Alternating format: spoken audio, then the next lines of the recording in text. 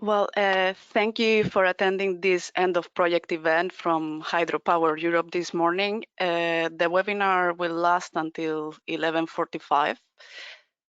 Just as a reminder, we will have a discussion session, so please use your box to write your questions in the control panel. That's it from my side. And now I would like to introduce Mr. Anton Schleiss, who is Honorary President of the International Commission on Large Dams, ICOLD, and Professor at the École Polytechnique Fédérale de Lausanne. So Anton, the floor is yours.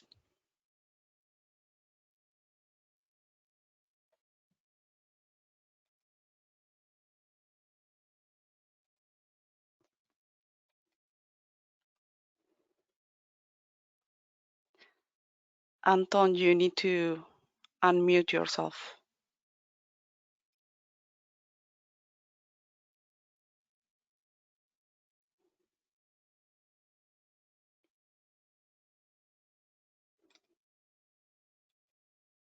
Okay, so now you can hear me, Shanir?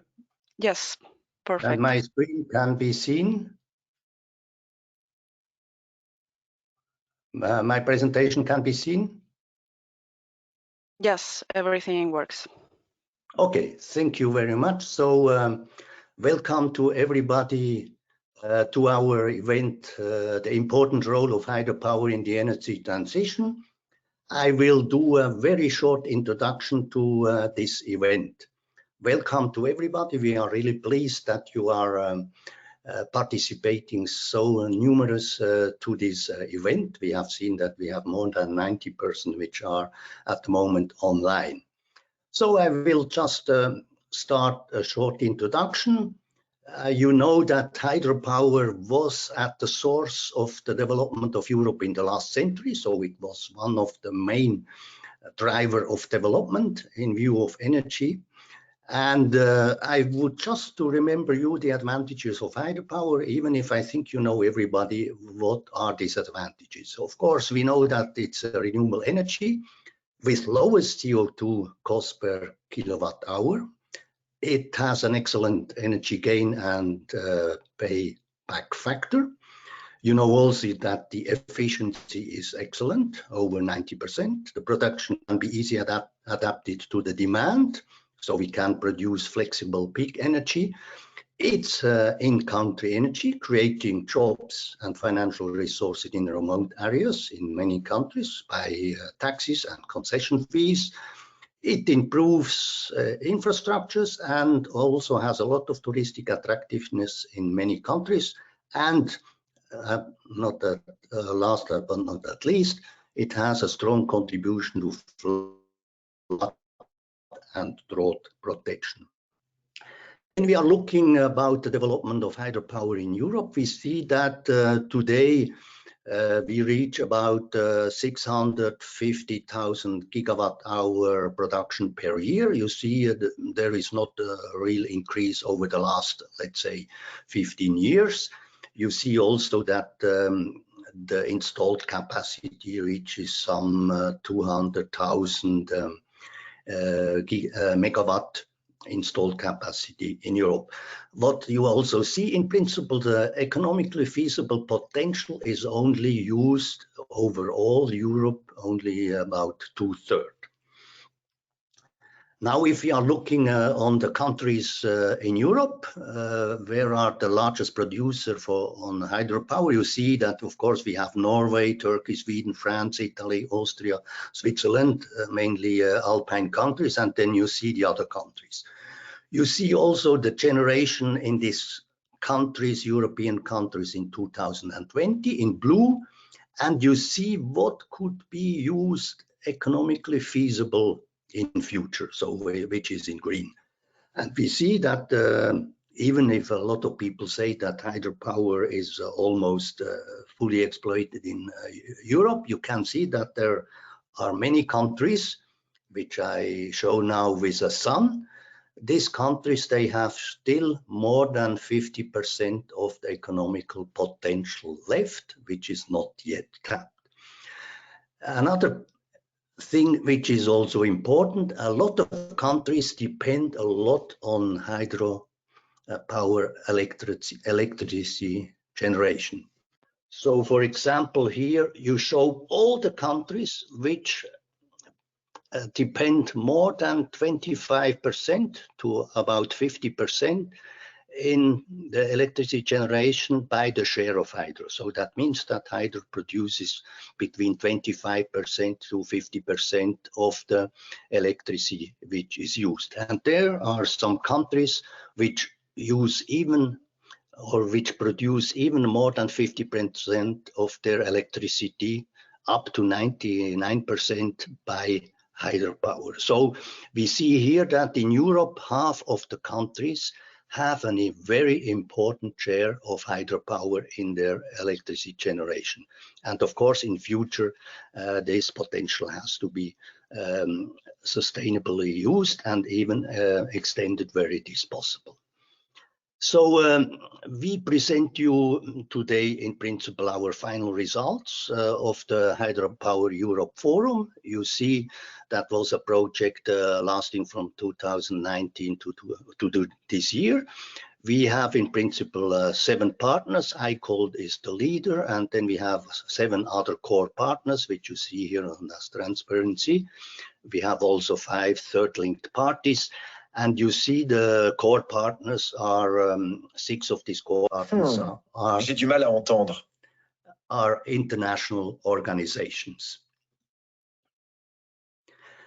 So the purpose of this Hydropower Europe Forum over the last 3 years was to produce a strategic industrial roadmap and a research and innovation agenda for the hydropower sector in Europe, which targets an energy system with high flexibility and renewable share.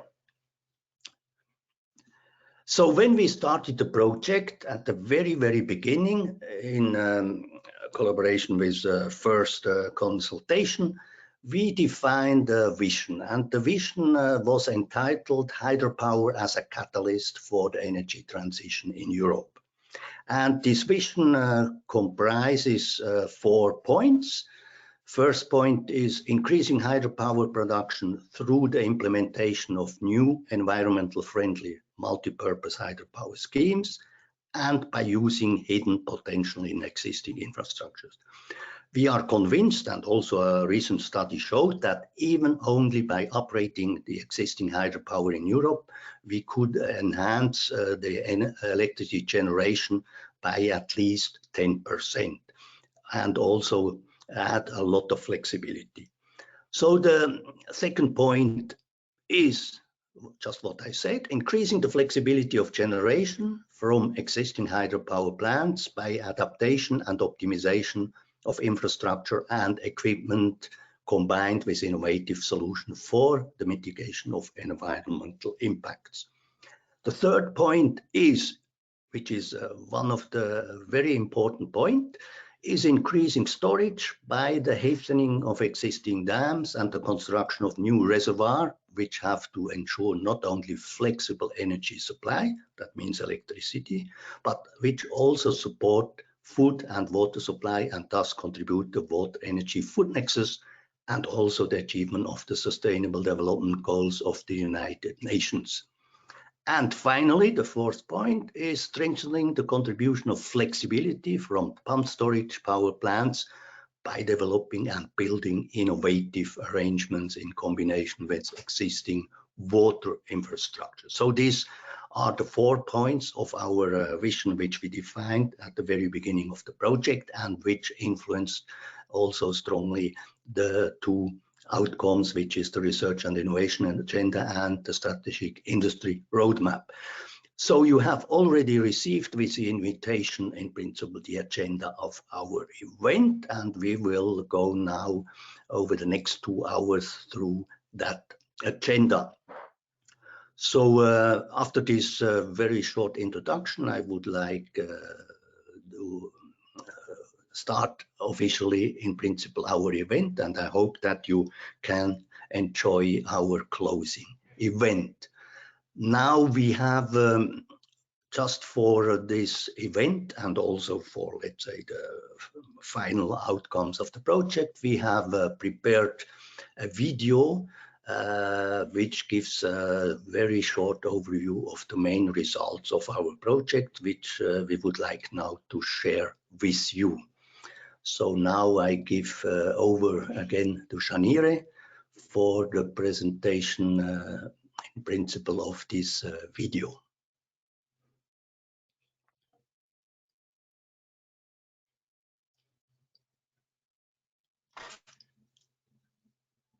Janire, you can.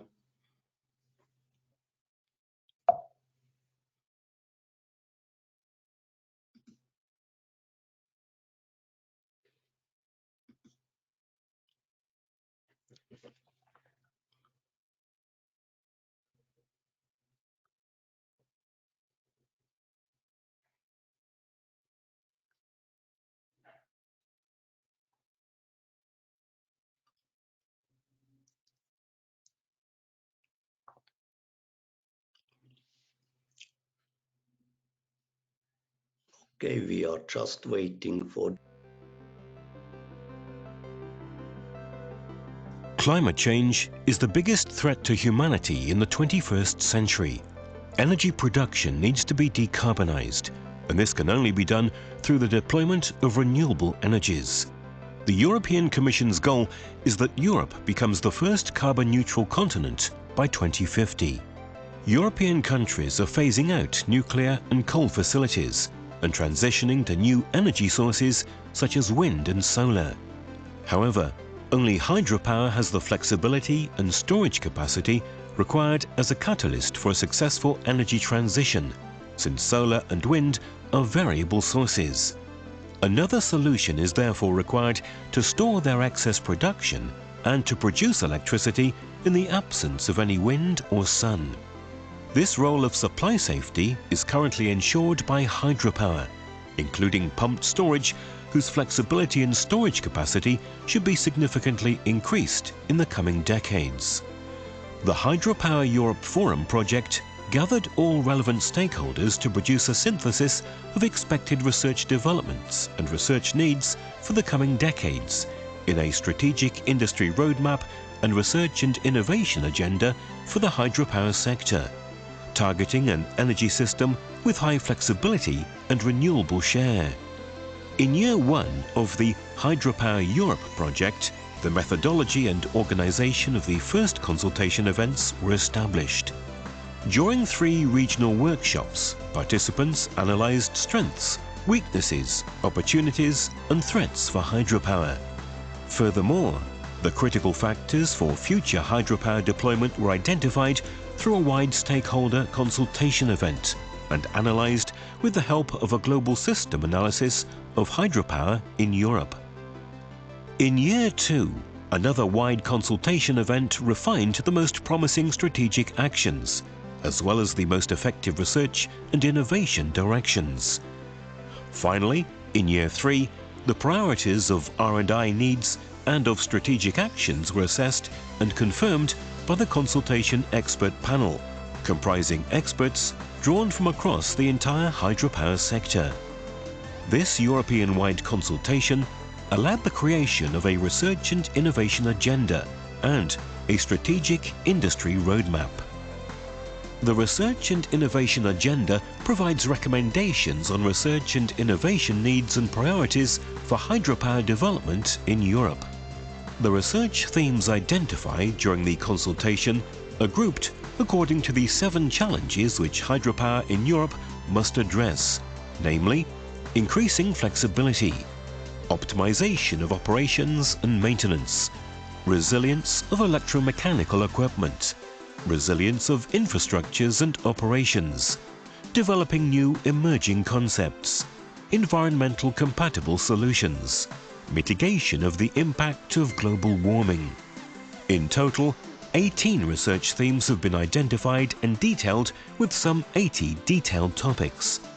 The themes with high to very high and very high priorities are innovation in flexibility, storage design and operation, development and application of a business model for flexibility, monitoring systems for predictive maintenance and optimized maintenance intervals, innovative sediment management technologies for sustainable reservoir capacity and river morphology restoration, development of innovative storage and pump storage power plants, for example, multi-purpose PSH, seawater PSH, etc., hybrid and virtual power plants, flow regime management, assessment of environmental flow release, innovative connectivity solution for fish and biodiversity protection, and improvement of stored water quality in reservoir.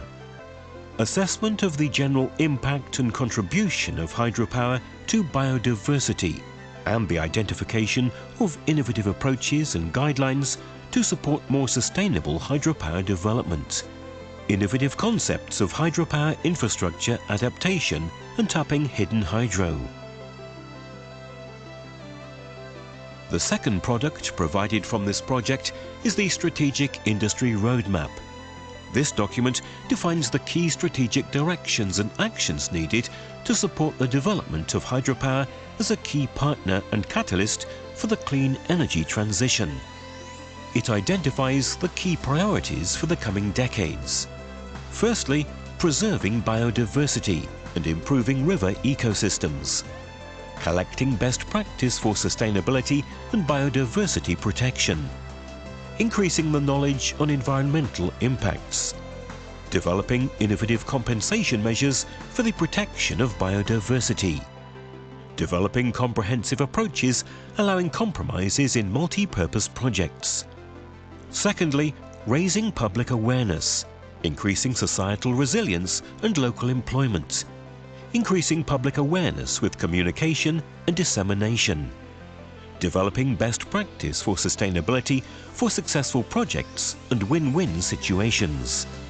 Increasing security, decentralization and independence of the European energy system with storage and pumped storage hydropower plants.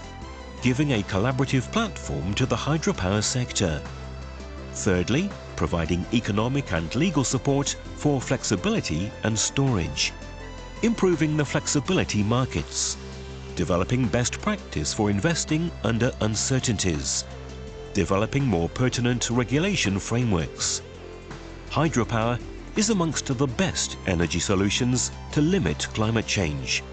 Performance measures show that hydropower has the lowest CO2 emissions in Europe, the best ozone layer depletion indicator, the best energy return on energy invested factor, and the best mineral resource extraction indicator. Hydropower is the most efficient renewable solution for providing high flexibility and high storage capacity due to its reservoirs. Hydropower offers other services in addition to electricity production and is a driver for national and regional economies, supporting many services such as irrigation, drinking water storage, sustainable transport, prevention of flood and drought, tourism, recreation and sport, fisheries and infrastructures. Therefore, hydropower contributes to the achievement of the SDGs of the United Nations and strongly supports the water-energy-food nexus. Hydropower has all the characteristics to serve as an excellent catalyst for a successful energy transition in Europe and worldwide.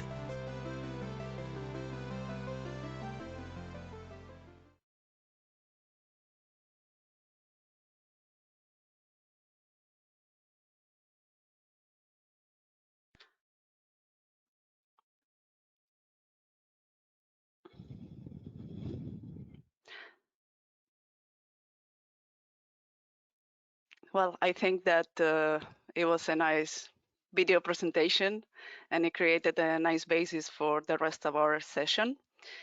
Now I would like to give the floor to Ms. Hélène Chraye, is the head of unit for the clean energy transition and deputy director of Clean Planet, DG Research and Innovation of the European Commission. Hélène, I give you the word. Well, thank you very much. As you said, I am Hélène Chraye. Some people always put an accent at the end of my name, which never existed, but I understand there are many letters, there are too many letters in that name. Even for French people, it's a nightmare, so don't worry. No, but Sorry yes, for that. I remember how the Americans called my name in an airport, and I never understood it was me. So you don't have, just to make things a bit easy. Thank you very much for the invitation. I'm very pleased of that. I have a lot of problems with the device. I'm trying to really connect, but honestly, it's complicated. So to see my webcam disappearing, maybe it's to give more power to, more free space to the broadband. Now it has disappeared again, so I don't see you. It's not a very nice device, I would say. Okay. Yes. I don't see show screen. Okay, do you see me? Yes. Okay, well, fine. If it works, it works. We have a short set of slides. If you can have it, if I can have it, please. Yeah, just 1 second. I will. It's very complicated, but anyhow, I will continue on the nice introduction which was made. Indeed, one of the principles of our approach in renewables is that we need all renewable energy over Europe. We need to use the best source of renewable energy at the best place and the most efficient one. We cannot afford to limit ourselves to wind and solar. That's clear. Although these will remain the main sources of renewable energy. But that's not limitative and not exclusive at all. This is a principle of the research and innovation policy. So our policy works on all of them. And especially for hydropower, if I can get the slide later on, you will see that, I understand the problems with the IT systems. I have a bad IT karma, so I know that. But the slide that you can get after could also show that the potential of hydropower in Europe is more on refurbishing or improving than on creating new sites, but that there is a very big potential outside of Europe, where the European industry can also bring some innovation and technologies. So that's a first and very important point. We need to keep on going. Most of the hydropower sites we have in Europe, they are necessary.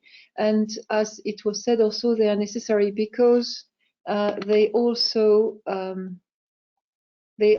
help to stabilize the availability of renewable energy, which is a big issue.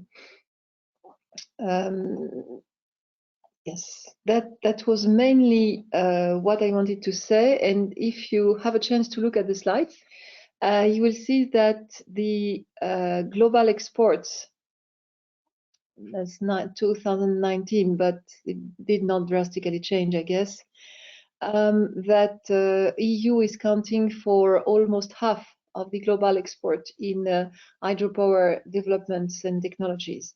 So that shows the role of the EU, and more also very important, the EU is still producing a lot on research and innovation if you look at the articles on hydropower.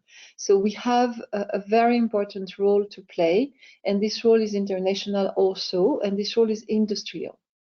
It's not only energy, it's not only renewable, it is the strategic autonomy and the competitiveness of EU industry.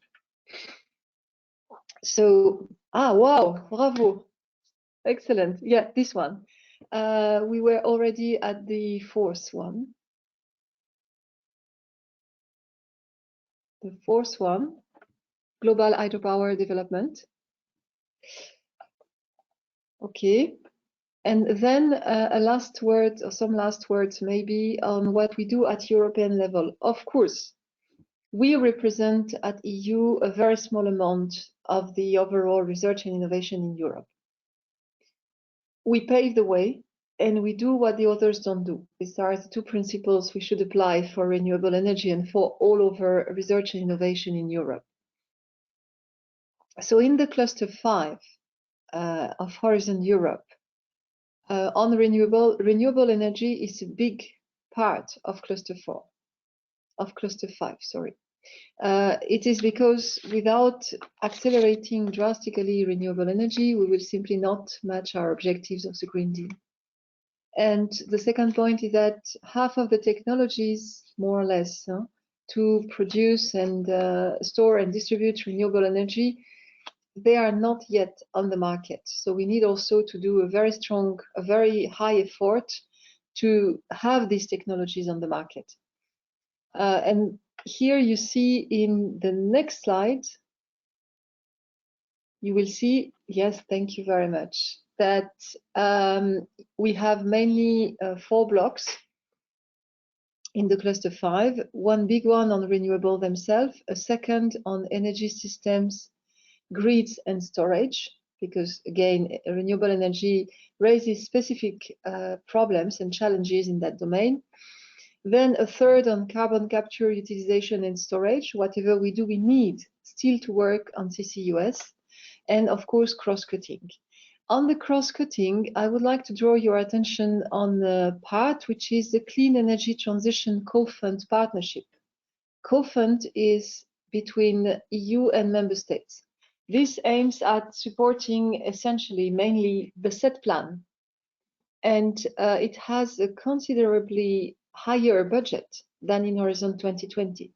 We have seen that the commitment of member states was multiplied by 6. That's not to be neglected. So it's around 500 million on the side of member states plus 200 on the side of the EU.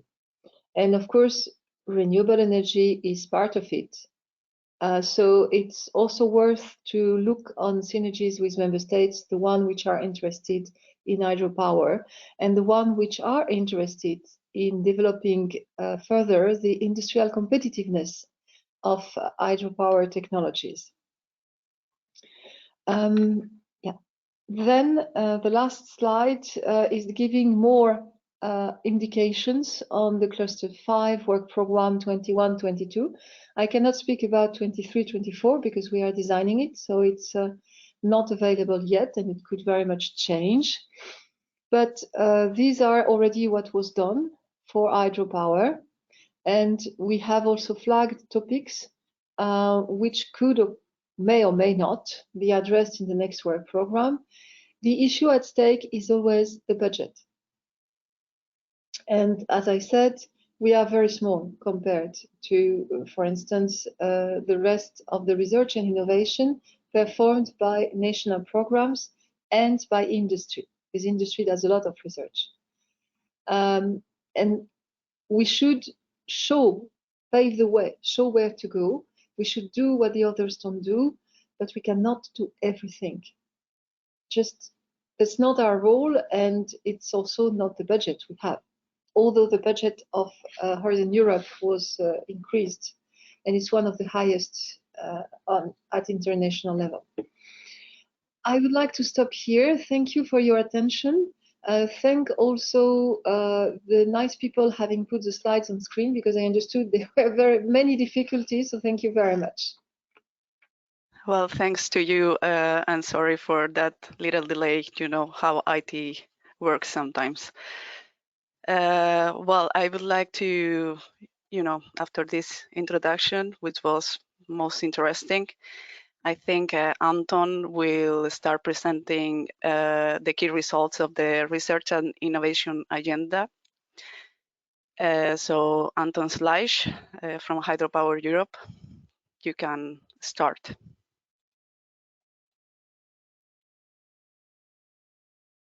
Okay, so I share again my screen. So thank you very much, Hélène, for motivating us.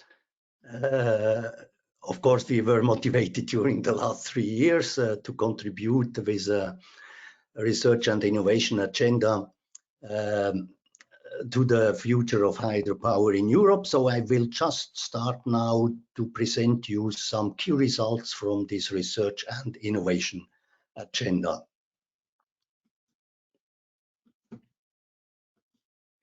So as we have now already seen, we have these two outcomes, which are this research and innovation agenda, and we have also the strategic industry roadmap, which will be some highlights will be presented just after my presentation. So these two main documents, of course, they were developed not only in the office of some persons, but they were developed in a very wide consultation involving about some 600 stakeholders at the end, and we went through a consultation in 3 steps with wider consultations, and you see here the increase of stakeholders which participated to this consultation. So in principle, at the very beginning in workshop discussions, we defined or identified 7 thematic groups for building this research and innovation agenda, which are increasing flexibility, optimization of operation and maintenance, resilience of electromechanical equipment, resilience of infrastructure and operations, developing new emerging concepts, environment compatible solutions, and mitigation of the impact of global warming. So as I already mentioned, we built this research and innovation agenda with a wide consultation. So we organized workshops in regions, Alpine, in Nordic region and the southern region of Europe. We had also several workshops in Brussels and several online discussions on different topics. So as I already mentioned, more than 600 hydropower experts from across Europe, but we had also from outside of Europe, some stakeholders contributed with their inputs regarding research needs from a technological and regulatory point of view. So the consultation process was accompanied and validated by a consultation expert panel, which had 34 members, which were consulted with during 4 workshops, and which helped us to consolidate all views which we obtained from the wide consultation. So this consultation expert panel allowed us and helped us to produce the priority levels for each of the research themes and also for the topics, and to give time perspective and some estimate about needed budget as well as the desired TRL levels. So as you have already seen in the video, in principle, we have identified 18 research themes, so which were grouped according to challenges which hydropower is confronted in Europe, but also worldwide in future. First one is increasing flexibility. You see here we have identified 4 research themes. We gave the priorities, also the recommended call timeline, if possible, and if funds are available. And also we gave some estimate about the funding scheme. I will not read now all these topics. Another challenge is optimization, operation, and maintenance. Here we have defined 2 topics. One is around digitalization and artificial intelligence, and the other one is on the monitoring system for predictive maintenance and optimized maintenance levels. You see again, these 2 topics have high and high to very high priority, and you see also again the other numbers. Then another challenge is the resilience of electromechanical equipment and infrastructures, resilience in view of climate change. And here we have defined 6 topics. I will not read again them. And all these topics were again rated with priorities, which normally started at medium to medium high up to very high. Another challenge is developing of new emerging concepts. And here we have, of course, as you can imagine, innovative storage, which will be needed to increase flexibility and to store, let's say, other renewables during a longer time. Of course, we are focusing on pumped storage, especially multi-purpose pumped storage, seawater pumped storage. Then another item which could be an important development is marine energy, as well as hybrid and virtual power plants. Finally, of course, everybody knows that hydropower, to be sustainable, has also to deal with environment compatible solution and has to mitigate as much as possible the impact of global warming. Here we have defined all those three themes, which you just see here again. Of course, this consultation was influenced by about 600 stakeholders, and at a certain time we were asking us if all views and the suggestions which we received are really relevant. And in parallel, therefore, we made an analysis of hydropower in Europe. So we made a global system analysis approach, which was used as a supporting tool for evaluating the strategic action and the research directions. And you see, hydropower is certainly in Europe is certainly also a complex system. So this complex system you see here, it is quite a complex spaghetti structures. But how we received this structure, so based on the consultation, we identified 103 factors which influence in principle hydropower system in Europe, but we could also transmit it to worldwide. So these factors are related to hydropower itself. These factors are, of course, related to energy and economy policy, to electricity market, to environment and public society, to research and development, to legal framework, and to climate change. So what can be done if such a system is systematically analyzed with a complex system approach? In principle, we can produce a matrix which shows how many factors influences other factors and which factor is influenced by other factors. So this allows in such a matrix to define, for example, the critical factors. These factors are influencing a lot of other factors, but are also influenced by a lot of other factors. So here we see two which are really in this critical region is public awareness of hydro, which is very important for the future development, and the volatility of the electricity generation. Of course, these critical factors cannot be influenced directly. Then what is important are the active factors, which are influencing a lot of other factors and which are also quite influenced by other factors. And if we are ranking all these active factors, and of course only the controllable factors, so which we can directly influence, so we have found that the highest activity is communication hydro, which influences indirectly the public awareness.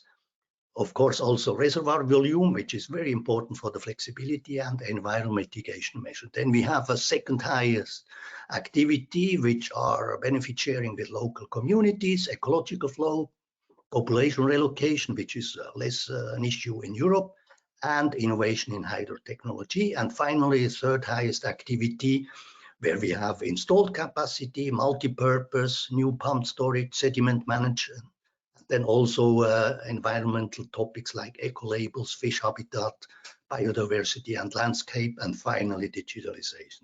So all these controllable factors can in principle used to improve the hydropower situation in the system. And therefore, they are important for the prioritization of any strategic action and research direction. So we cross-checked with these critical factors all the 18 research themes, which you see here.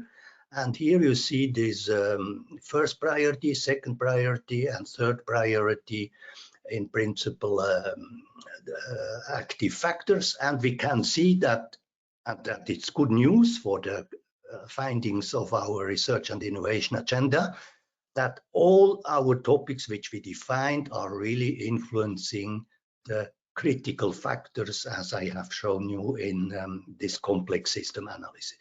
There is one exception, which is not astonishing. So the communication hydro is not influenced by these research topics. This is in principle in a way logic, because research topics are focusing more on the innovation of technology and all the other factors, but not really on the communication or public awareness, which in finally is then the purpose of strategic actions coming out of the strategic industry roadmap.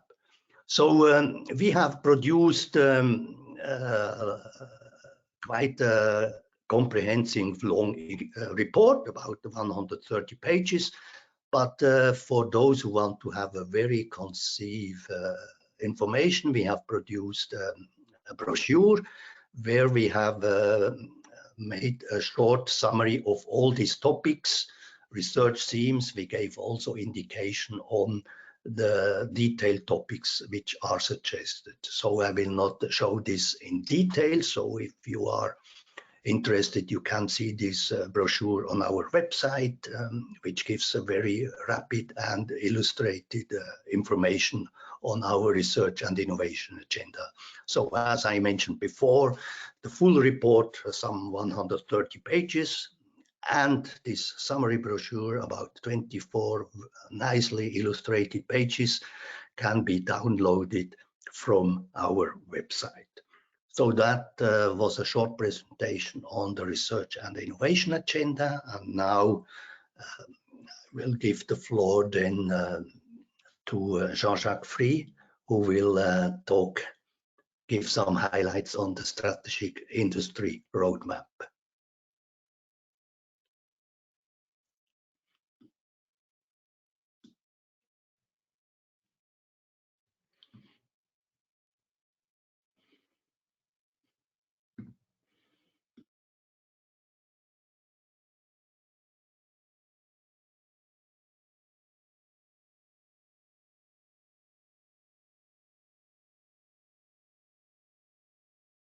Jean-Jacques, you're muted.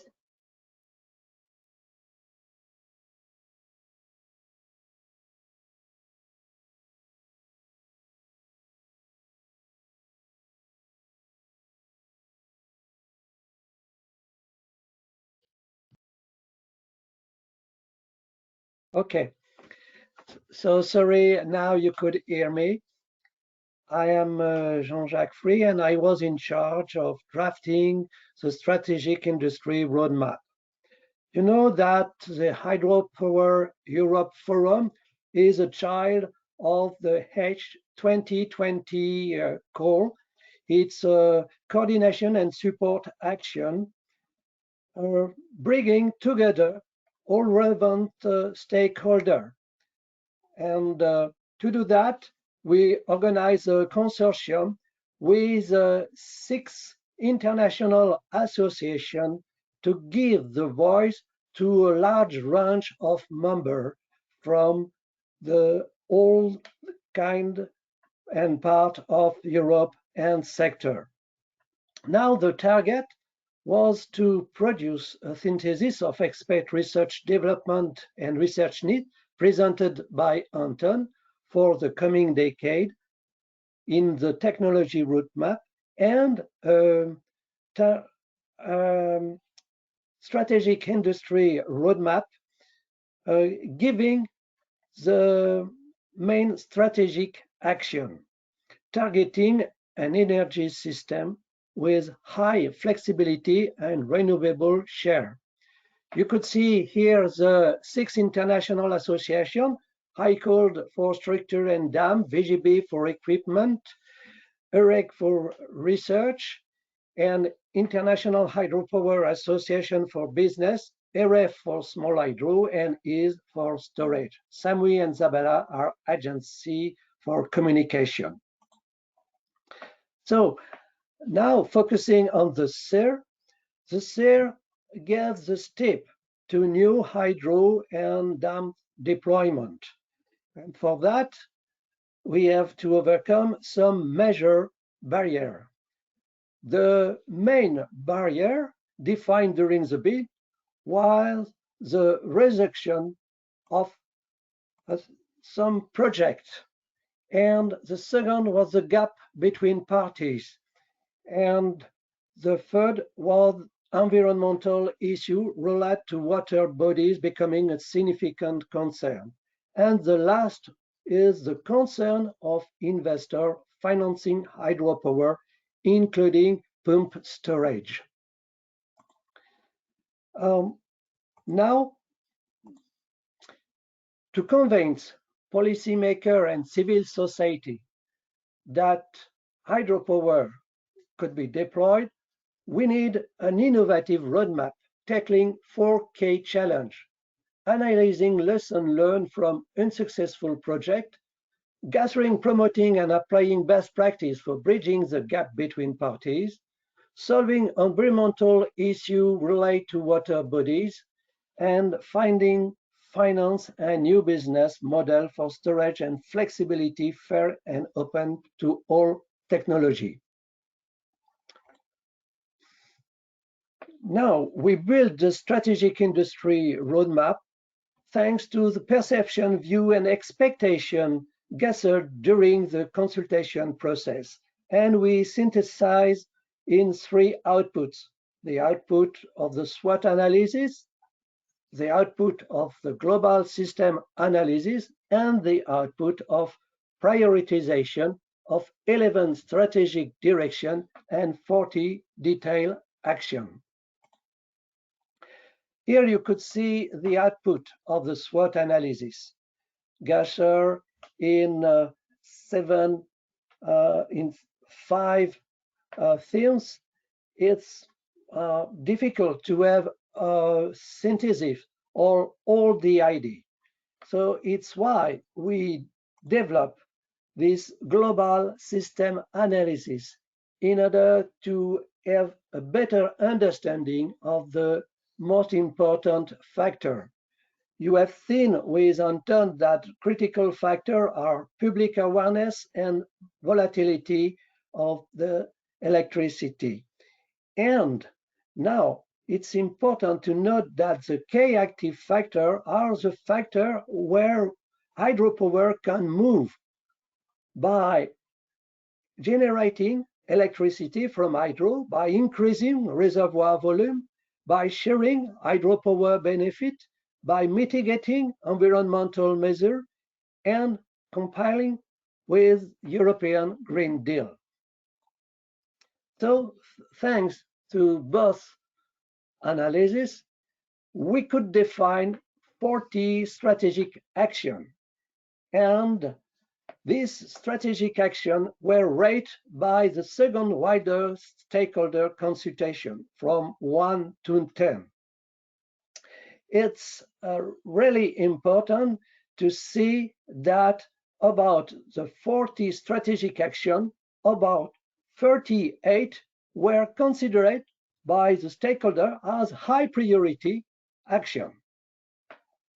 That's confirmed the output of the first wider stakeholder consultation. We can notice that all the strategic actions scored by the stakeholder have been assessed and validated by the consultation expert panel.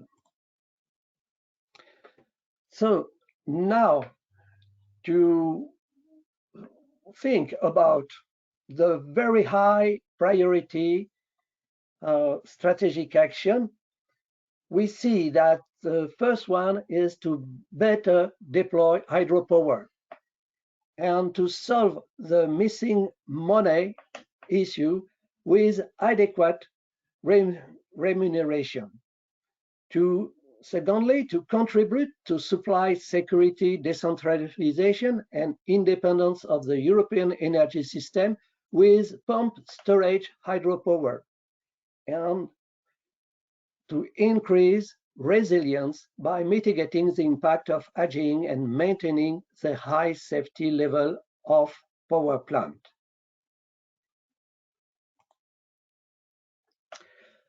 A second very high priority strategic action was to increase investment thanks to new business model. And now we need research and development to find mechanisms to enhance the regulatory framework and to attract investment. We need research and development for re-evaluation and to provide signal for investment and electricity supply security. And we need research and development for identification of new financing scheme like green bond, non-commercial project, evaluation approach, long-term investment. A very important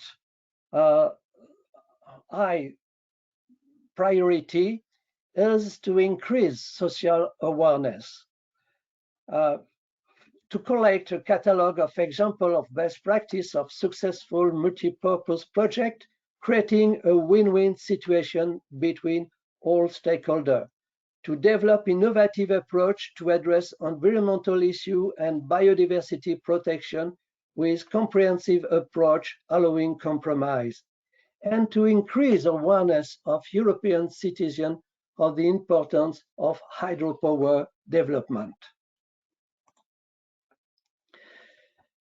And another very important strategic action is to develop environmental mitigation measure. Developing sustainable best practice, including taxonomy for sustainable and biodiversity strategy. To develop sustainable sediment management strategy. To protect biodiversity in hydropower project by innovative compensation measure.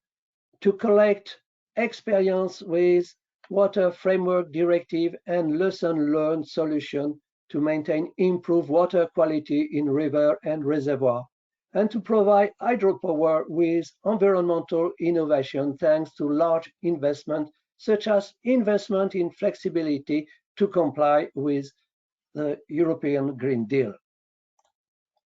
Finally, we have to adapt regulation to energy transition.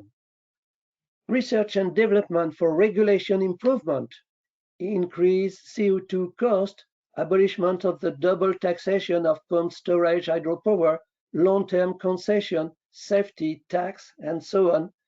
Development of a more stable regulation framework which promotes green renewable power with a fair price tax policy and subsidy model designed for a level playing field amongst different technology based on a comprehensive analysis of the carbon footprint and life cycle. And to simplify a procedure, like to enhance dialogue between civil society and the European Commission to define appropriate ways and tools to deploy more hydropower and to balance environmental protection legislation and climate-friendly energy legislation. So now to implement this, we need three key strategic directions.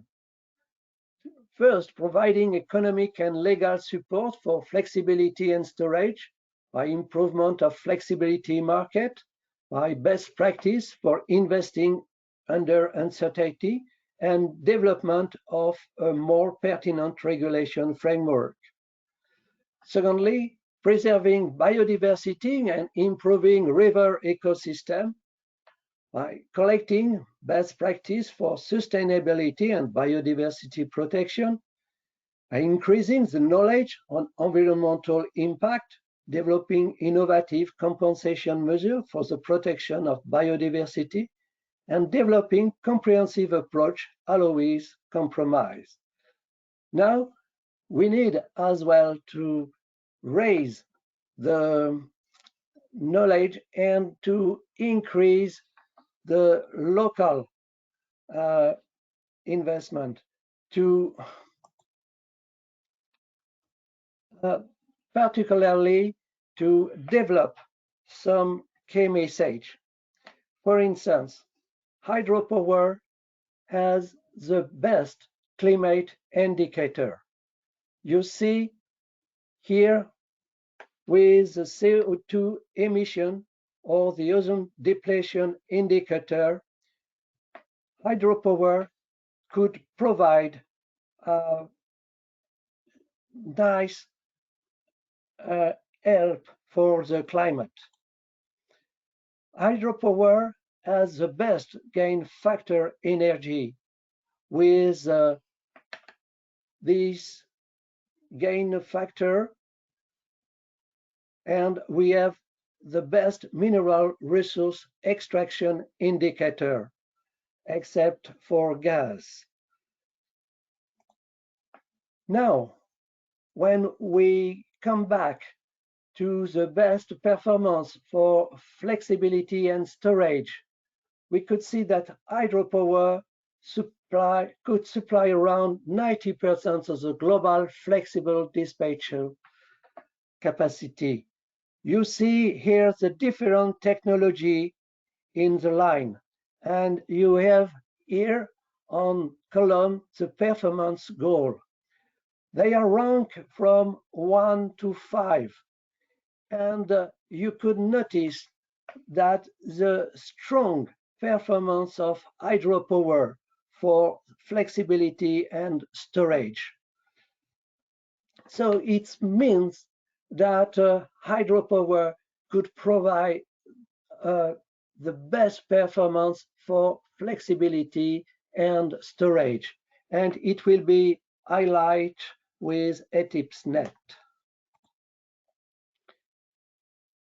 Now, another key message is pump storage hydropower, and particularly pump storage hydropower off river, could comply with all the 6 environmental objectives defined in Article 3 of the Climate Law. So it means that pump storage hydropower could be fully supported by taxonomy. Another important key message is hydropower is developing ecological continuity. Latest in-stream and kinetic turbine reaching pitch mortality of less than 0.1%.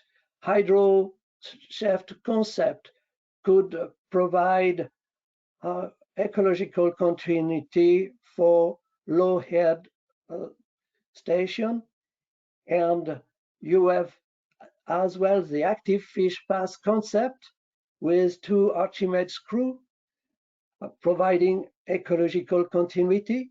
You have the fish lift concept for high power generation, and you have turbine without oil and grease. You have 3D sensor helping to track the fish upstream and downstream of hydropower station, and the ID concept guiding fish into the turbine, reducing by 50% the injury on small shoot, and the natural fish pass. Finally, hydropower is a driver for national and regional development. Reservoirs store a valuable natural resource and could provide many services: irrigation, drinking water storage, sustainable transport, prevention of flood and drought, tourism, recreation and sport, fisheries, infrastructure. Finally, hydropower can contribute to sustainable development. Hydropower directly supports SDGs 6, 7, 9, and 13, and also contribute to other SDG. In conclusion, hydropower as a catalyst of the energy transition in Europe is a pillar for the future society. And you could use the full report and the summary brochure in the website of Hydropower Europe. Thank you.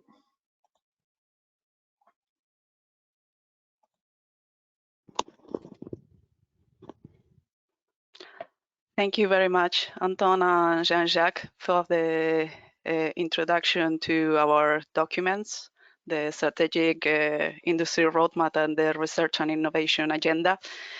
The next speakers are Mr. Thomas Schleker, who is a policy officer at the DG Research and Innovation, and Mr. Sebastien Mortier, who is Research Project Portfolio Manager at the European Climate Infrastructure and Environment Executive Agency. They will give us some feedback of the achievements of the Hydropower Europe Forum. So I will give you the word. Thank you very much. Thank you very much. I think we still wait for the colleague from SINEA, but maybe I can start with talking a little bit about, after the presentation of Hélène Chraye, about the policy in hydropower. I will talk a little bit what were actually the goals for Hydropower Europe when we look at the topic text. So this project started as a Horizon 2020 project, which was selected on the topic on support of sectorial fora. This topic included the European technology innovation platforms in different sectors, and also the Hydropower Europe Forum. So the aim is to include all relevant stakeholders of the hydropower sector, that they are brought together to identify research innovation needs, share knowledge, and to provide information, and then to synthesize this in technology roadmap and research innovation agenda, and also to contribute to the coordination of industrial stakeholders in the sector within the set plan. Now, the setup of the Hydropower Europe project, which I was lucky to witness from the beginning. I think you had a very extensive program of stakeholder consultation. I think you reported now more than 600 participants in your process, and also intensive planning of workshops, of course a little bit compromised by the pandemic as all, and I think you managed pretty well then shifting to this virtual platform, because it was already an important element detected within your proposal, that you do a lot of, let's say, online consultations, so you actually could mitigate this very well. And nevertheless, you had important regional workshops also, and European events. And I can say the forum was always available to provide information, and also participated on the European side to important discussions in the IEA Hydropower Technology Incorporation program. So thank you very much for that. And I'm happy now to, after monitoring the process, also to see this final draft of the strategic research innovation agenda, and also this industrial roadmap.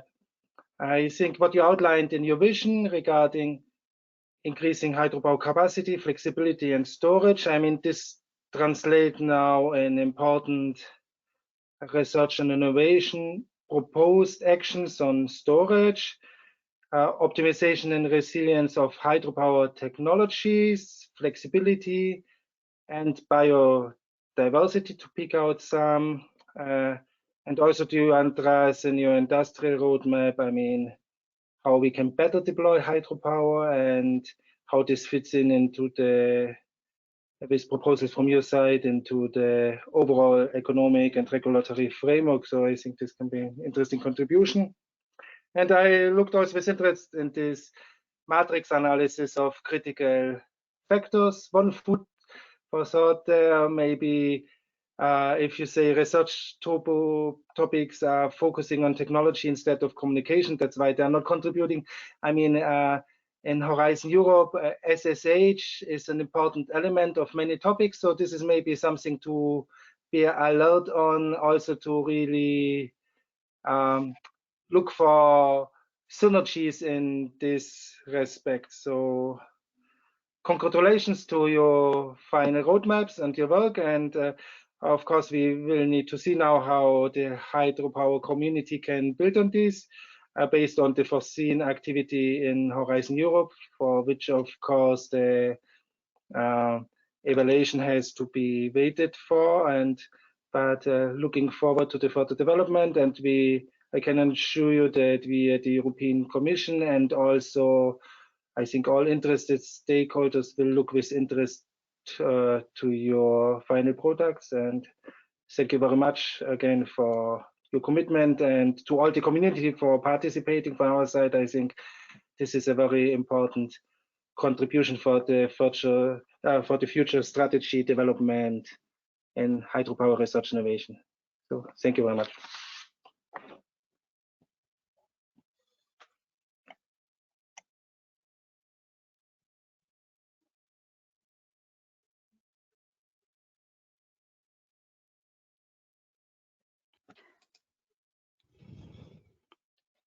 I am not sure if Sebastien wants to add something. No, thank you very much for giving me the opportunity to. I will switch on the camera.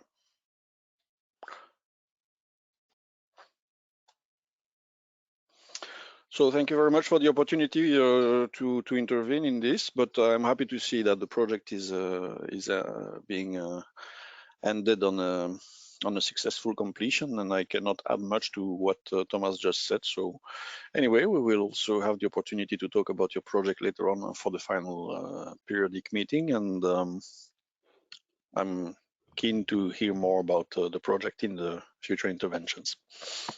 Thank you.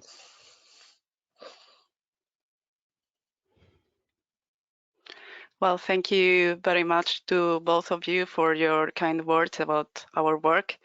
And it's true that in Hydropower Europe, we have managed to build a very strong community and very participative.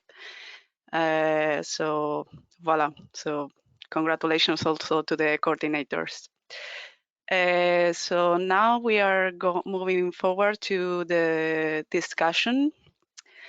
I think we have a few questions in our box, but I will, launch the very first question that we named about this roundtable discussion. So the question is, what are the strategic actions to be deployed across all stakeholders? If someone wants to take on that question. Anton, Jean-Jacques, I see you on the screen.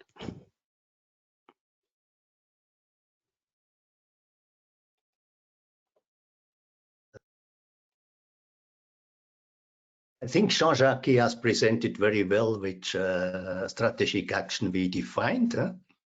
So I just, perhaps you can underline again, Jean-Jacques, a little bit, which are the main strategic actions.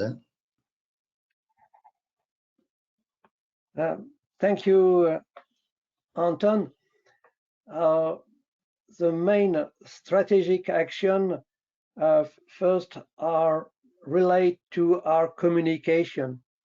Hydropower is an old industry and made a lot of service since more than 1 century, and people work without communication. But now that's the time to relate to in Europe all the service provided by hydropower. And you have seen that for storage and flexibility, hydropower has a very good service to provide to the European Union.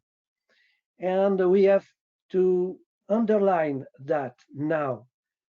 You see, the table I show was not provided by our project. It was done by another ETIPSnet, and it shows how hydropower could be very useful for the future electric system.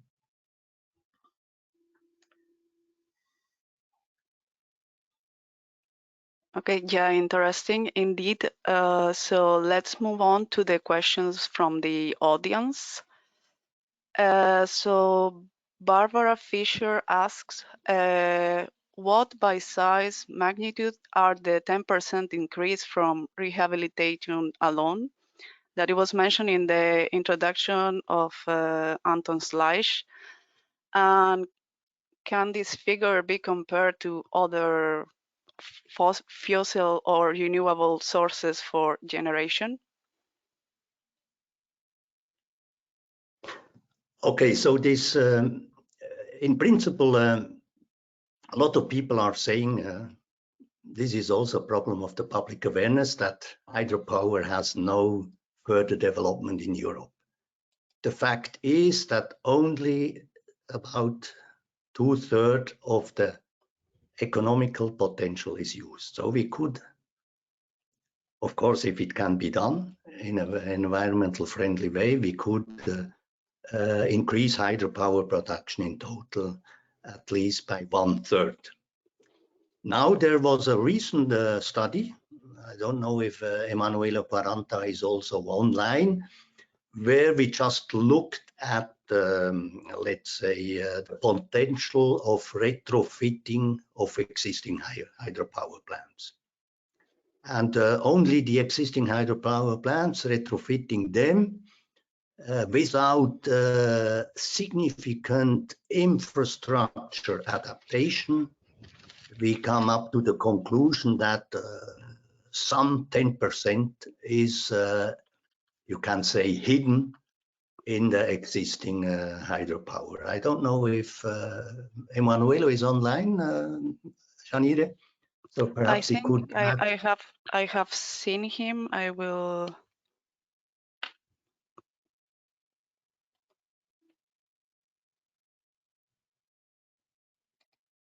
But anyway, so yeah.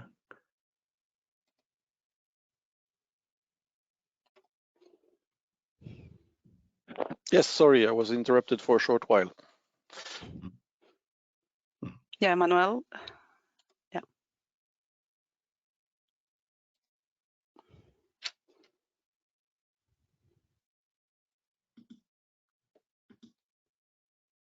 Okay, so I think it's no problem because anyway, so there was last year published a paper about, if I remember well, we were about 20 authors, which was estimating this retrofitting potential.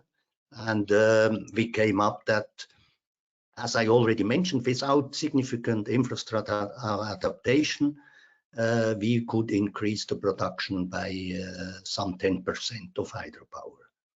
As you have seen, there are many countries which use only a very minor part of the hydropower potential, which can have a significant increase in future, and they are also working on it. I'm just mentioning very, very Nordic country like Greenland and Iceland. So there were already 20 years ago were discussion. They can produce environmental friendly hydropower with very low impact, but of course they don't consume it themselves.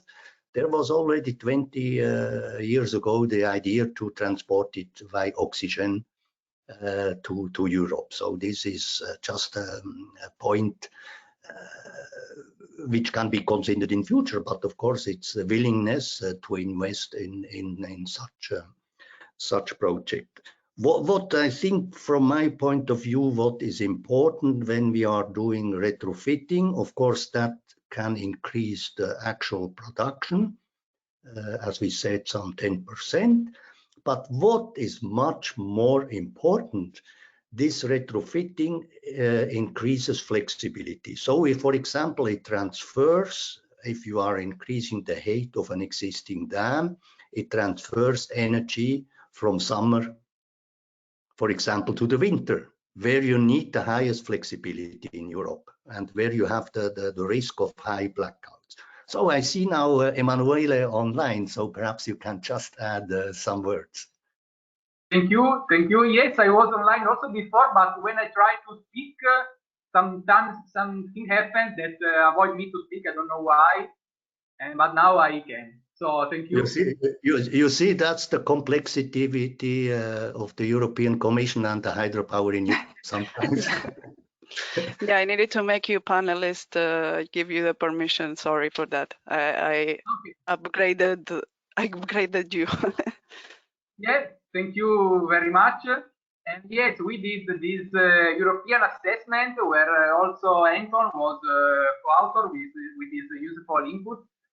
And yes, we assessed how much we can theoretically increase the energy generation from the existing hydropower plants, focusing on different emerging and novel technologies, for example, novel electromechanical equipment, floating photovoltaic, digitalization. And we yes, came to the conclusion that we can theoretically increase this potential of about 10%. But as Anton said, it is important to note that what we need is not only the increase of energy generation, but also flexibility. Then there are also other options that we did not assess it because when performing large-scale assessment, sometimes it's difficult not to obtain same values because we do not know all the data. But there are additional strategies, for example, the reservoir interconnection, the addition of new and parallel waterways, as also Anton suggested, that we did not quantify, so are not included in this 10%, but that can add additional flexibility and energy generation.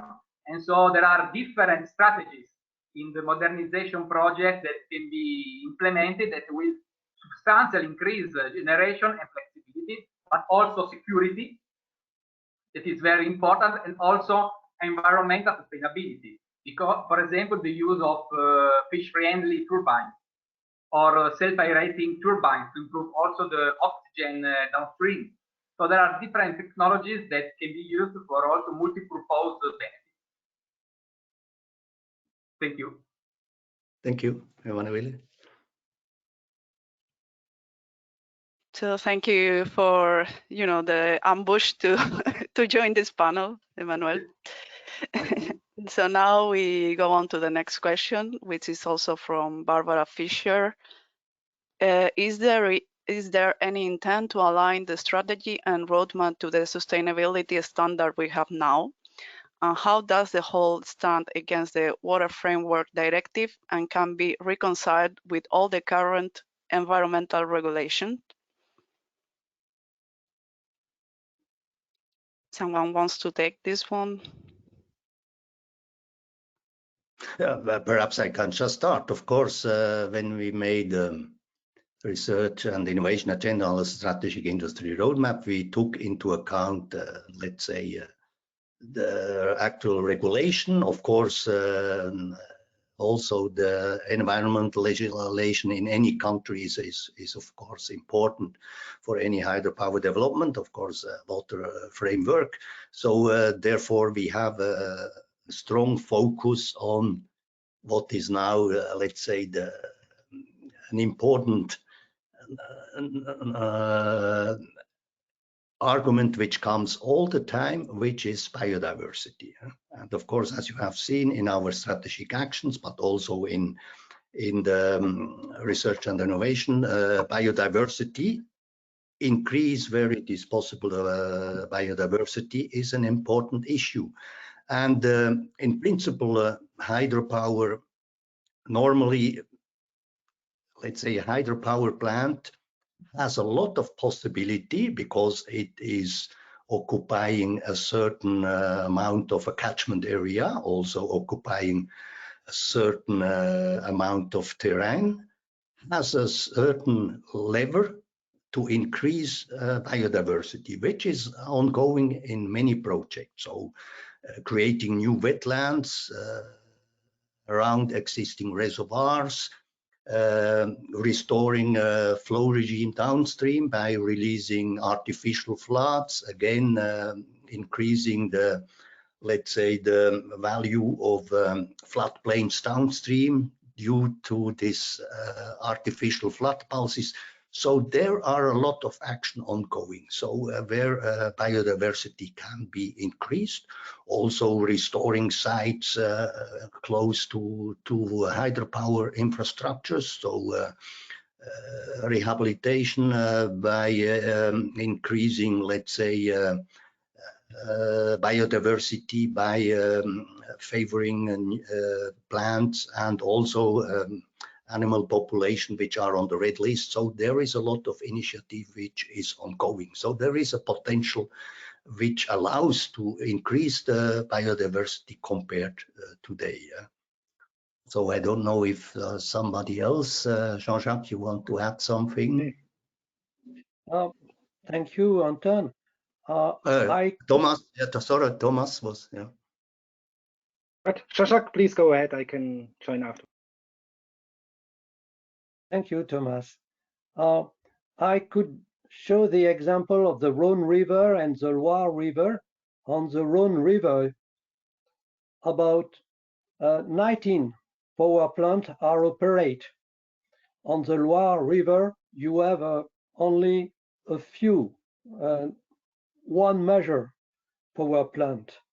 And the quality of the water on the Rhone River is better than the Loire River. It means that hydropower power station could contribute to clean and to improve the quality of the water with oxygenation. And we could have innovation as well by increasing oxygen inside the water. So I think we have solution, but we need more and more research for protecting biodiversity. I assume that reservoir could contribute to the protection of biodiversity, particularly for the birds, and particularly for the southern part of Europe, where the need of water will be increasing. So, Thomas, please. Thank you. The question was, of course, on the regulatory framework also, and I think it's clear that we are talking here about research innovation, so that the requirements must be fulfilled there, but I think it is expected that research innovation goes beyond, let's say, the minimum requirements. So when you look at the hydropower topics in the work program, it's all about sustainable hydropower, and I think also Horizon Europe has, of course, the ambition to contribute to UN Sustainable Development Goals, and Anton and Jean-Jacques highlighted now some interesting case studies. So I think research innovation, of course, needs to bring with research innovation, let's say, innovative solutions ahead, which can go also beyond the state of the art and for sustainable hydropower. I think this is one intrinsic objective of all of our future research innovation actions in this sector.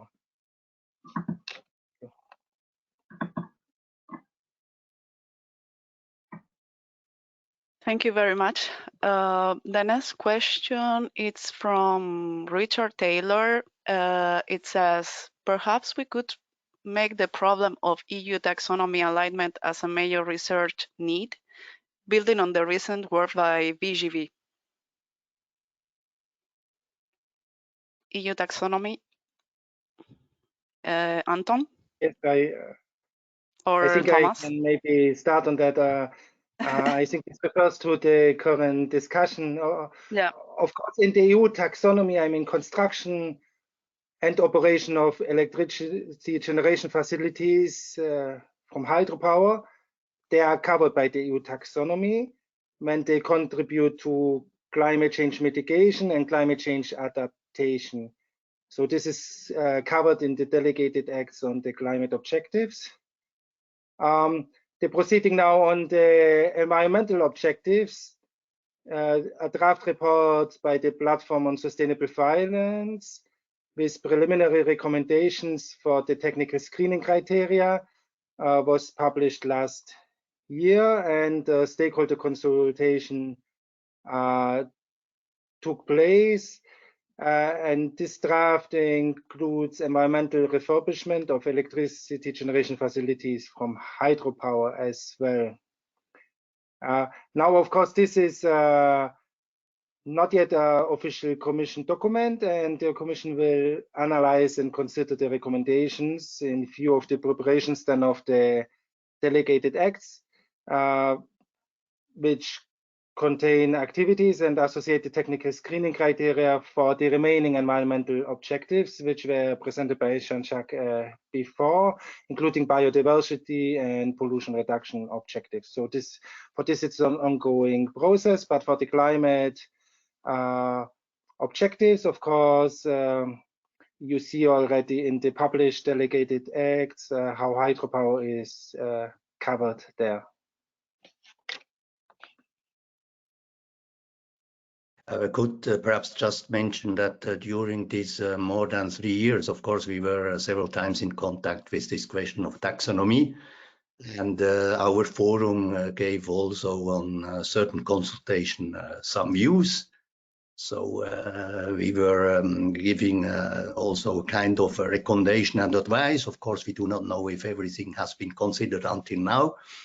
We have also one of our consortium partner, which is VGB, which has in principle prepared a statement on this taxonomy, which has been published recently, which is available even on our website. There is a link, if I remember well.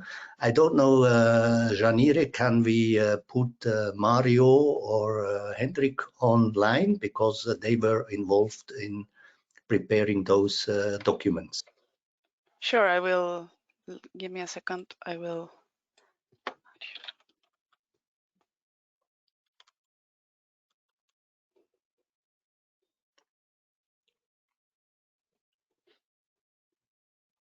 Mario seems not to be online. But I have seen Hendrik. Hendrik, yeah, I will. Don't be scared, Hendrik. I'm talking to you.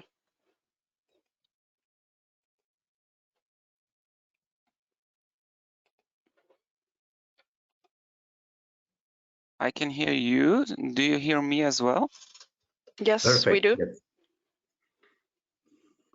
So yes, at VGB, we prepared this interpretation note for the taxonomy, and we are working also on this document in our committees, and plan to update it along with the development of the taxonomy. Is there anything more specific you wanted to know, or maybe you could once repeat the question kindly? Hendrik, just perhaps the main issue which you identified until now. Just perhaps an issue that we found out was the definition of the words used in the delegated acts, and we just wanted to, from our association, from our hydropower members, to agree on what do we understand from certain words, how do we interpret this, and this is what we wrote in our interpretation note. Okay, thank you. So I mean, it's quite astonishing that recently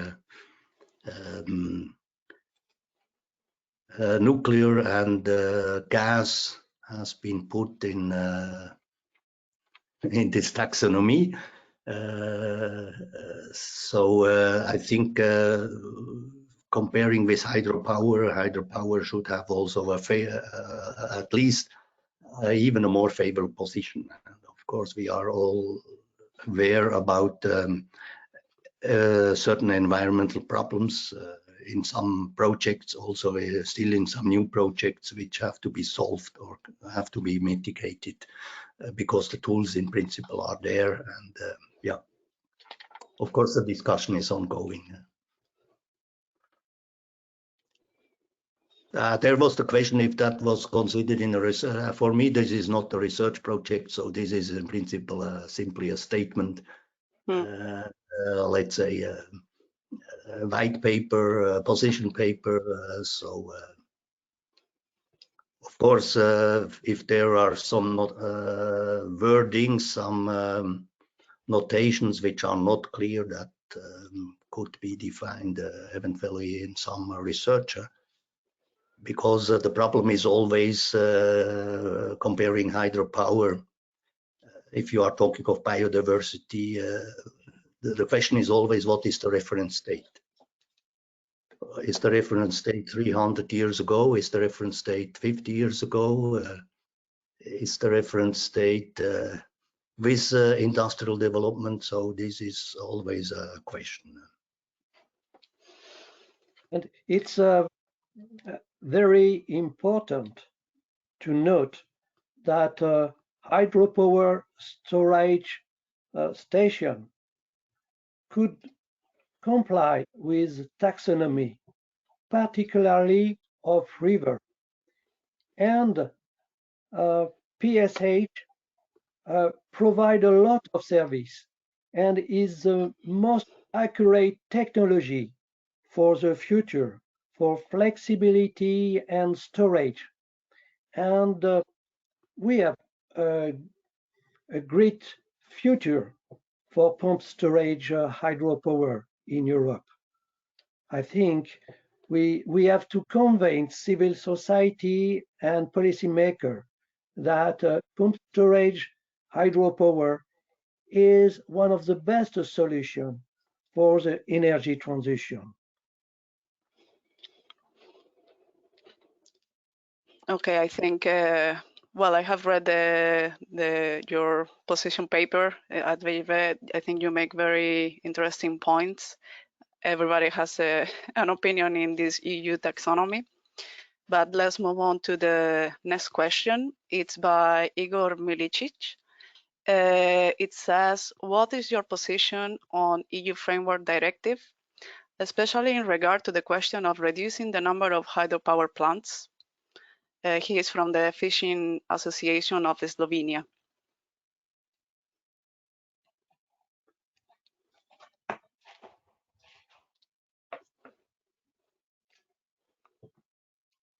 It's difficult to have a large debate on that, but we could say there were some errors in some site where power plants were built without enough consideration on environmental concern.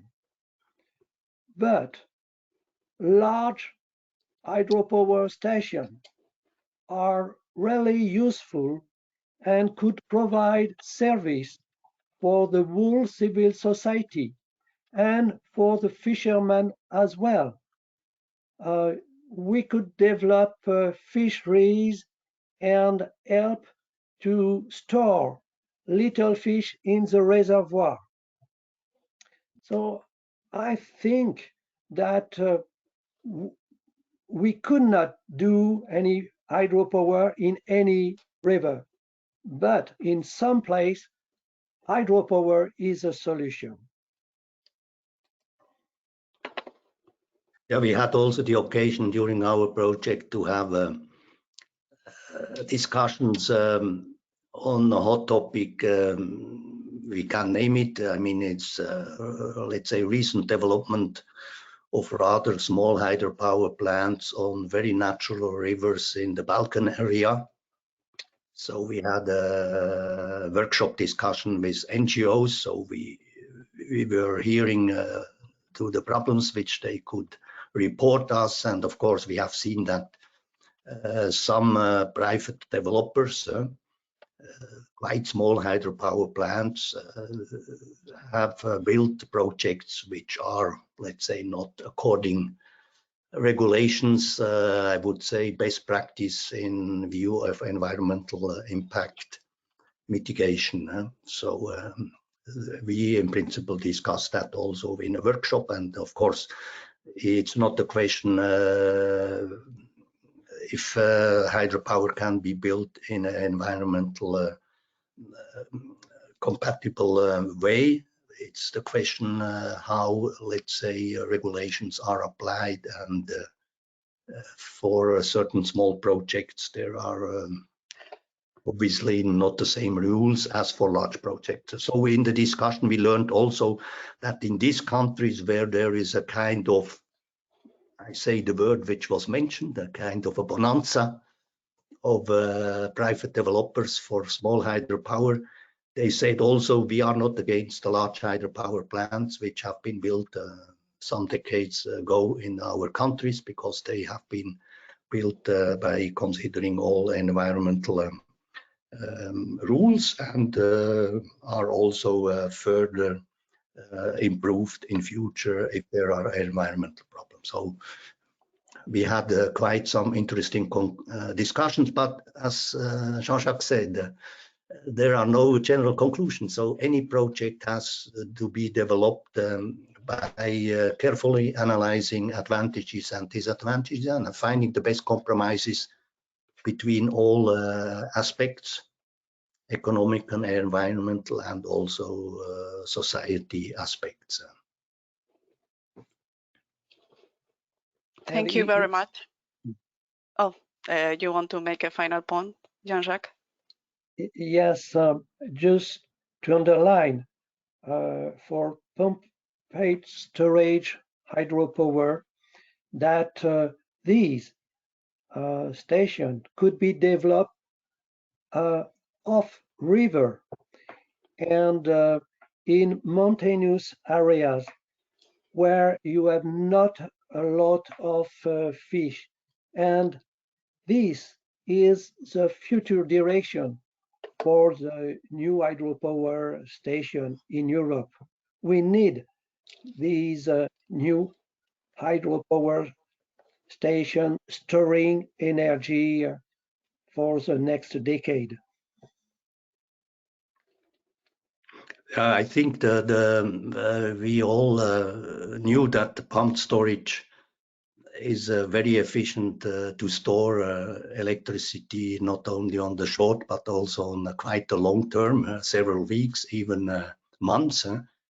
And there is a lot of possibility in Europe to build pumped storage. Okay, I'm coming from Switzerland.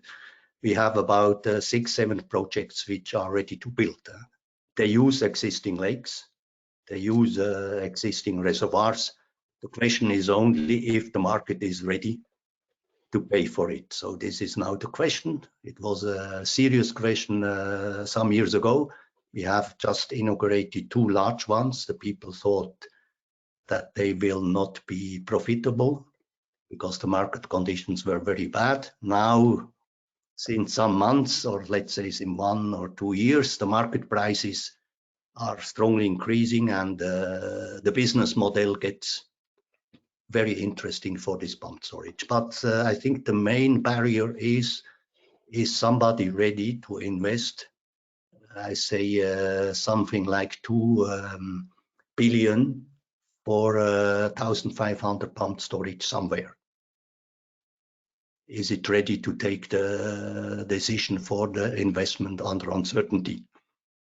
This is the large question. I think for the pumped storage there is not environmental opposition, so there are many projects which could go through very easily. So it's the uncertainty of the investment. So this is still a problem. And of course the market is influenced by a lot of subsidies. So the market is still distorted somewhere, and therefore I think we have in our strategic industry roadmap, there is a strong points strategic action on regulation and market conditions, which have to be solved. We have to know if we start to build today a pumped storage, it will take 10 years. So, I mean, it cannot be done before, and it would in many points, okay, this is now personal point, it is not reasonable to make a gas-fired power plant which just helps during 3 or 4 weeks. If you could build pumped storage which could provide also other service, or increasing storage of existing reservoirs which provide other services than just covering or let's say avoiding blackout during 4 or 5 weeks, which is now the trend in some countries to build rapidly gas-fired power plants to avoid blackouts in winter, mainly during 2 or 3 weeks. Now we have another problem, political problem with gas in Europe, so I think we have to think again. Okay, so let's move on to the next question because we are running out of time. I found this one from Woi Han. Just to have a different view about the situation. It says, in the context of global energy transition, he would appreciate any comments on the global relevance of the key findings, especially for the emerging economies like China, which is one of the giant players in hydro development globally. Any comments on that?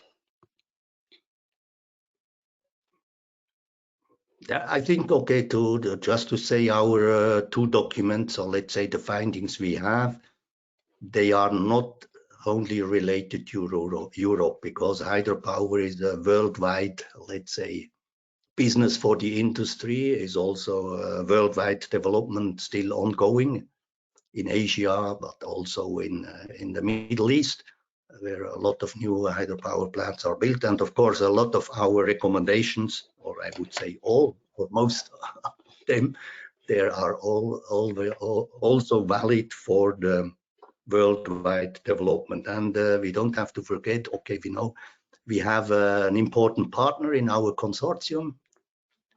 It's the International Hydropower Association, which in principle develops a lot of white paper, position papers, also research and development in the hydropower development in general. I don't know if we could just put online David, if he's there.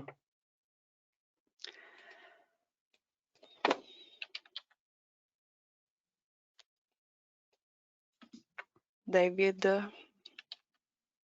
Samuel. Yeah. Maybe in the meanwhile, I can, of course, as Hélène also said during her presentation, of course, international cooperation is very important in Horizon Europe. And I think in particular, the potential of cooperating on sustainable hydropower is very important. And maybe I can make publicity a little bit for the workshop which Hydropower Europe kindly co-organizes next week with the IEA Hydro TCP Annex 16 on hidden hydropower, where exactly an international research and innovation agenda is discussed for hidden hydropower now specifically, but of course what the strategic research innovation agenda produced can be a very important input there.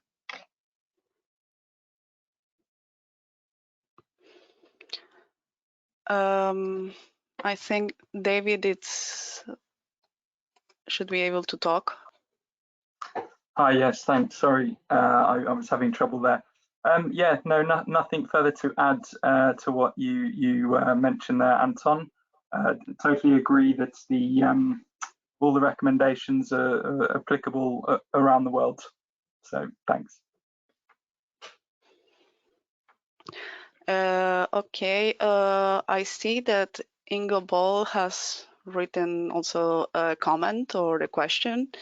The Australian National University has published already in 2019 an online atlas showing more than 500,000 potential pumped hydro sites worldwide. Is the EC aware of this work, and does it play a role for future calls? Maybe for Thomas Schleker?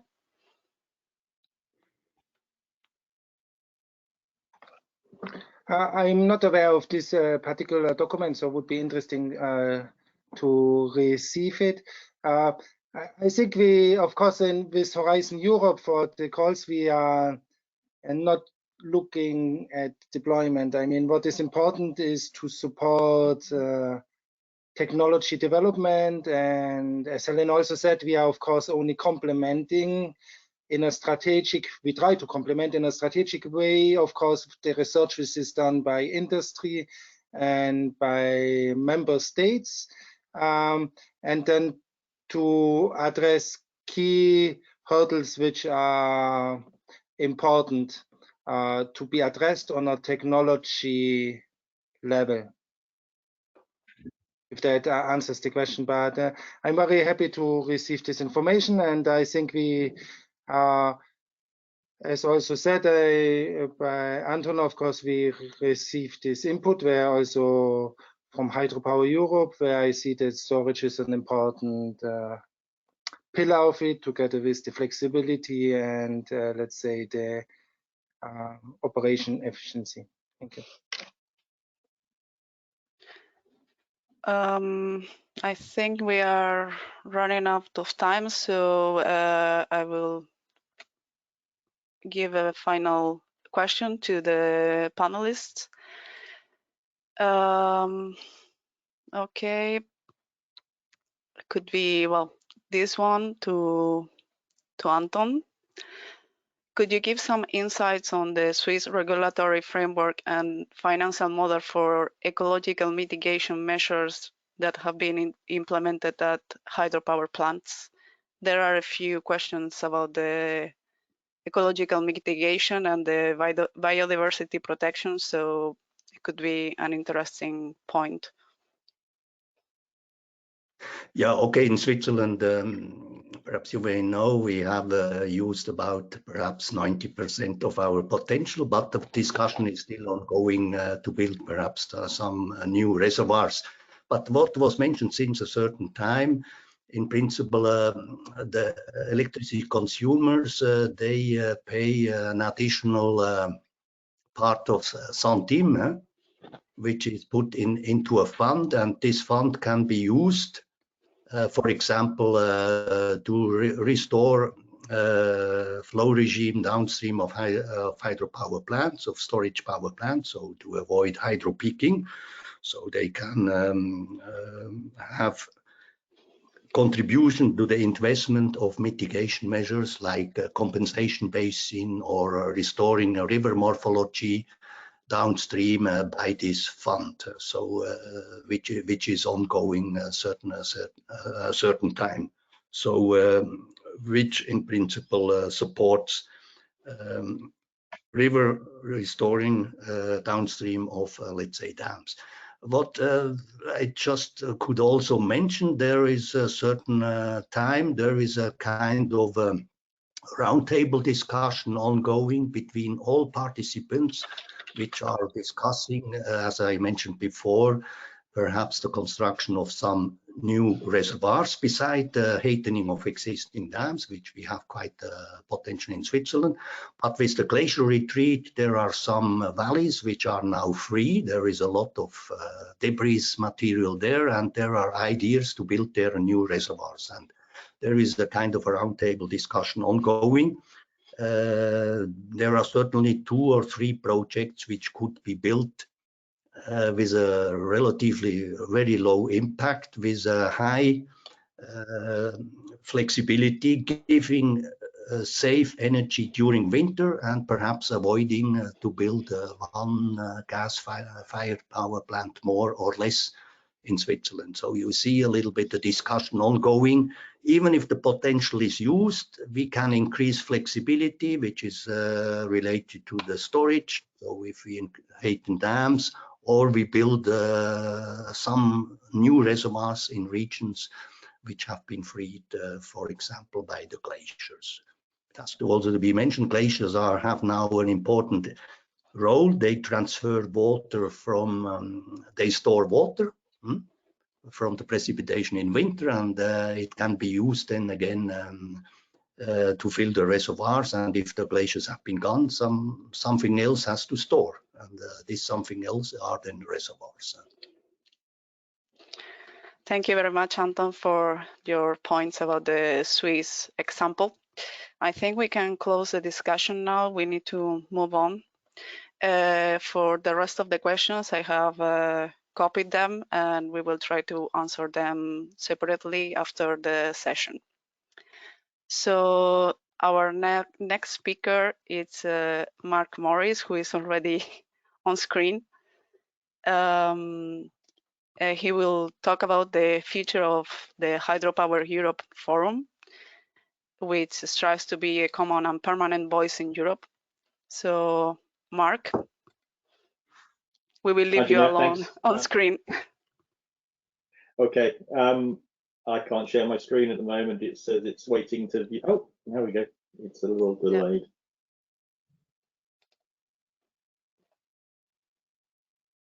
And it jumps straight in, so hold on. How's that? Perfect. Good. Okay. So thank you. I'm going to show a few slides about the future of the Hydropower Europe Forum.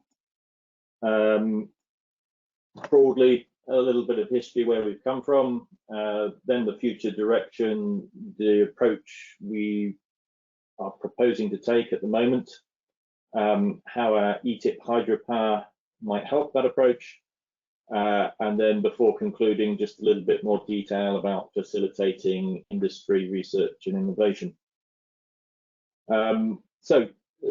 We've heard in the various presentations about where Hydropower Europe was initiated.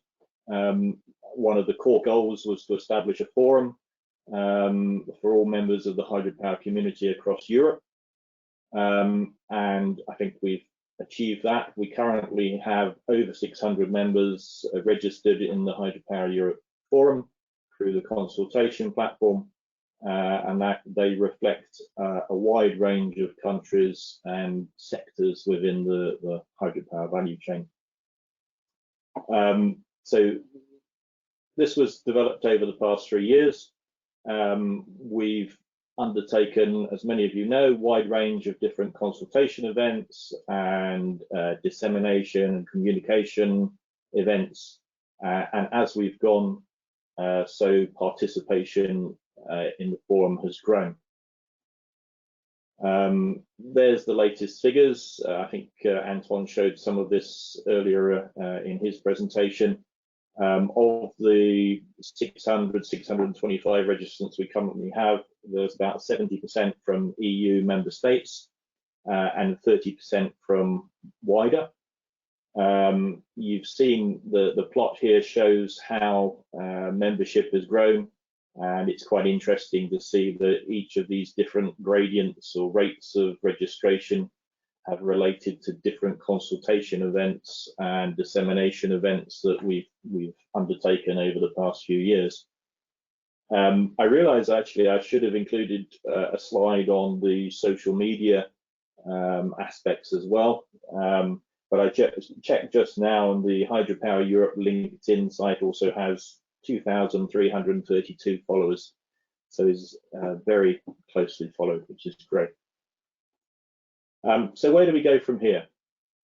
In looking at a sustainable future and the key services that we might undertake for and through the forum, two particular things have been identified.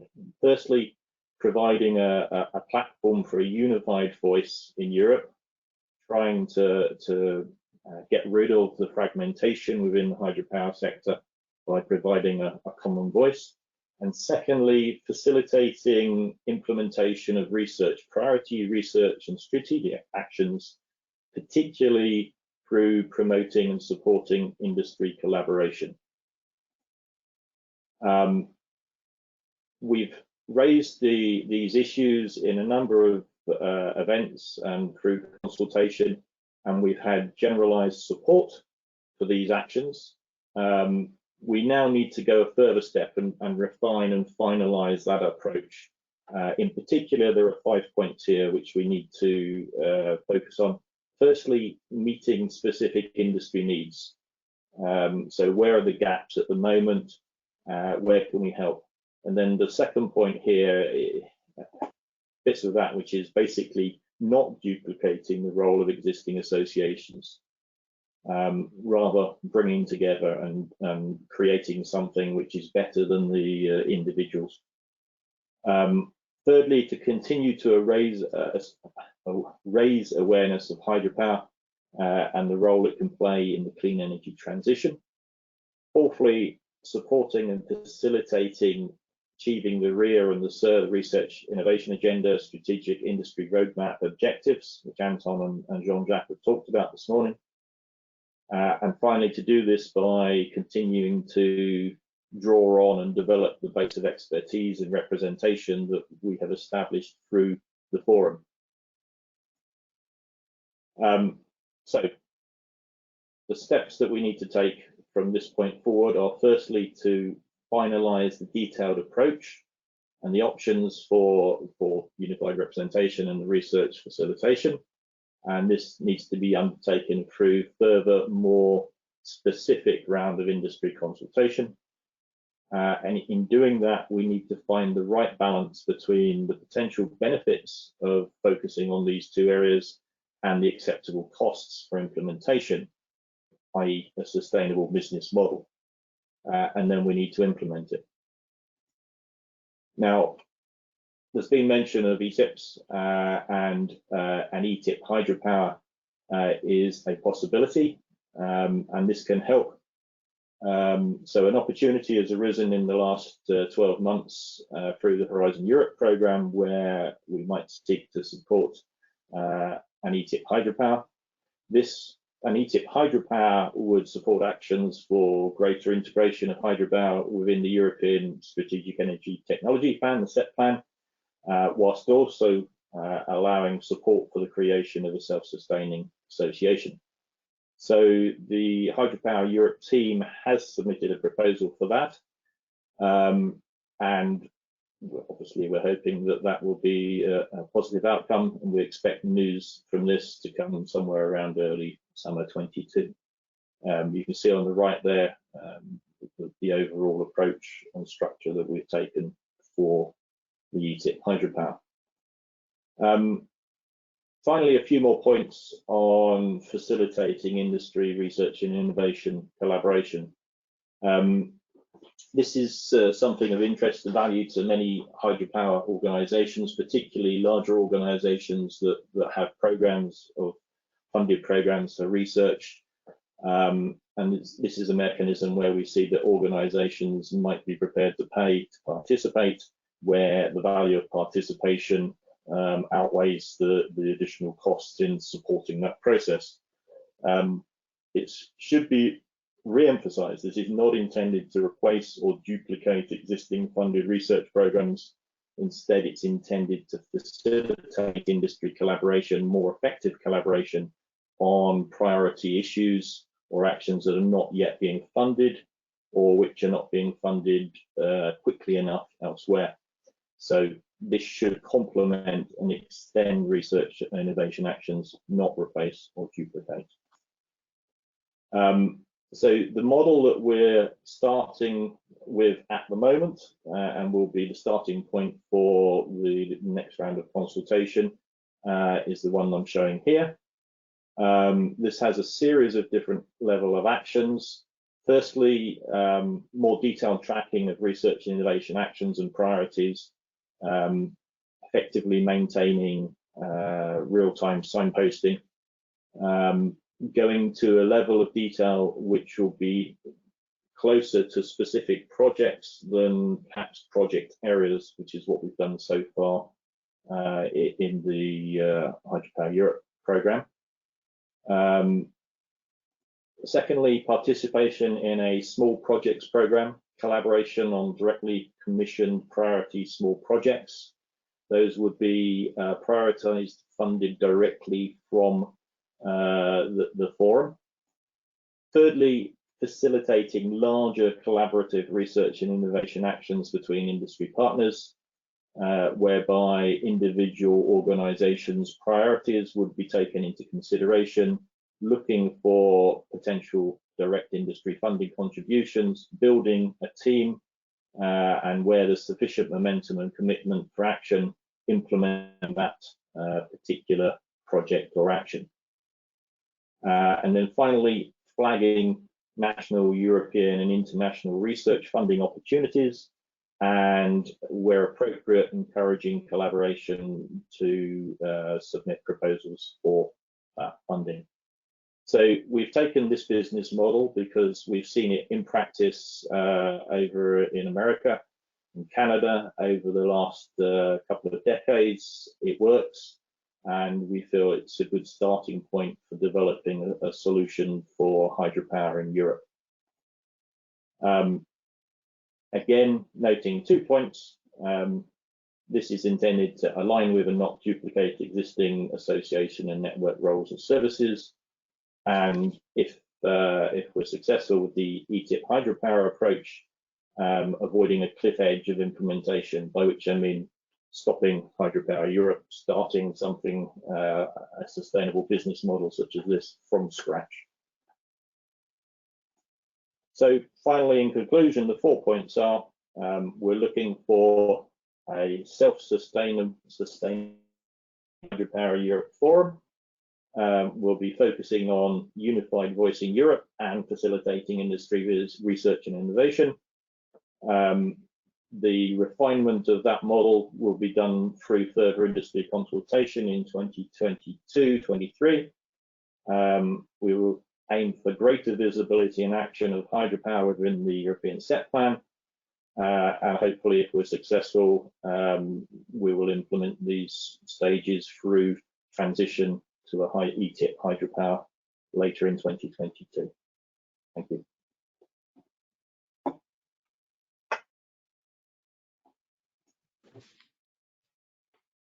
Thank you very much, Mark, for your presentation on the future of our work and how we can move forward. We are ending our session.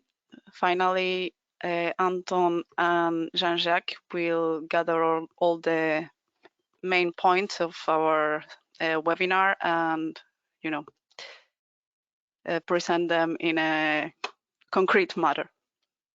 Okay, Anton and Jean-Jacques, I don't see you.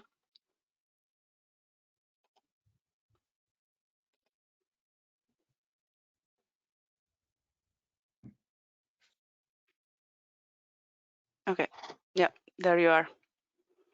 Thank you. Jean-Jacques, you like to start? Just a few words. Thank you. Just a couple of words. It's clear that hydropower is providing a lot of service and has been providing a lot of service since more than 1 century. But now that's time to speak to the civil society and to policymakers. And I'm sure that we could improve the protection of biodiversity because it's a key target for the planet. So I think that hydropower could demonstrate that reservoir can contribute as well to protect the biodiversity, especially in southern part of Europe, where you have more and more global warming effect. And so it's why we have to demonstrate with more research and innovation that our reservoir could be very helpful for our country and our nature. Thank you, Jean-Jacques. So I think during this little bit more than 2 hours, we tried to advance a lot of advantages of hydropower, but also the concerns. We have clearly identified the concerns, and I think our 2 documents, this research and innovation agenda and also the strategic industry roadmap, gives an answer to all these concerns and highlights again the advantages and the opportunities for hydropower. I think we could clearly show and underline that hydropower has to play an important role as a catalyst for the energy transition in Europe. And I think we could say that our work over a little bit more than 3 years could, at least in the community which we addressed, and they are more than 600 people, we could raise the public awareness on hydropower over the last 3 years. We are looking forward to continue with a sustainable corporate association, gathering all important stakeholders in Europe to give a voice for hydropower in the future energy transition. So we are lucky to go forward with that project. We are ready to go forward. Our partners are motivated. I would like to thank, of course, the consortium partner for this very intensive work and very fruitful collaboration during the last 3 years. I would like, of course, all the stakeholders which were interested in our work, which gave feedback, these more than 600 stakeholders. So we are also looking forward to work together with them in future. We are also, we have to thank also to our consultation expert panel. So we had 34 high specialized participants from all stakeholders of hydropower, which gave us really a very, very good advice, which resulted in a very good, accurate analysis and final evaluation of our 2 documents. Of course, I would also thank again for the funding which we received. I mean, it's a European Commission, and then we had 2 gentlemen which were always in contact with us during these 3 years. So it's Thomas Schleker and Sebastien Mortier. And I think we got a lot of feedback, and there was an interactive collaboration which gave us also a lot of idea and forced us also, let's say, to disseminate very well our results. So I think that was very fruitful, this collaboration. And finally, I have seen that we had 180 registered participants to our this event, and I have seen that some of perhaps 120 were online. And I would like to thank all these participants for being with us in this event. And as Thomas Schleker already said, we have another event next Monday where we will speak a little bit on the opportunities of hidden hydro. And of course, everybody is again invited to participate in this event and to contribute in future to the big family of hydropower, not only in Europe, but also worldwide. So thank you very much for everybody contribute to our vision, and thank you very much to participating to this event.